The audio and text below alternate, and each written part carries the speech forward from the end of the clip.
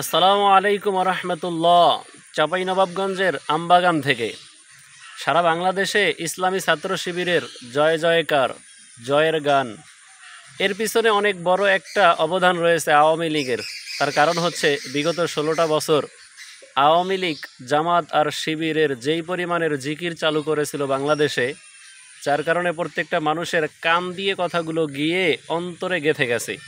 আর ওই অন্তর দিয়ে চিন্তা ভাবনা করে মানুষ দেখছে যে যাদের বিরুদ্ধে এত অপপ্রচার দেখলাম তারাই হচ্ছে সবার সেরা, তাদের আদর্শ, তাদের নৈতিকতা সবার থেকে ভালো। এজন্য আওয়ামী লীগকে একটা ধন্যবাদ দিতেই হয়। তারা সারা বছর, প্রায় বিগত 15-16 বছরটা আমাদের কানে আওয়াজ পৌঁছাইছে ছাত্র শিবির রক কাটে, রক কাটে।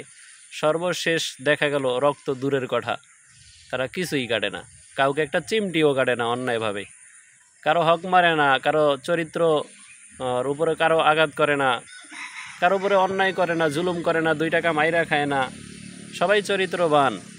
তো যার কারণে আওয়ামী লীগকেও একটা ধন্যবাদ দেওয়া উচিত। আর এই ইসলামী ছাত্র শিবিরের নৈতিকতা, ধার্মিকতা এটা যেন তারা সব সময় ধরে রাখতে পারে। আর এই আদর্শ দিয়ে শুধু বাংলাদেশ নয়, গোটা বিশ্বটাকে যেন তারা জয় করতে পারে, সেই দোয়াই থাকবে ইসলামী ছাত্র শিবিরের প্রতি।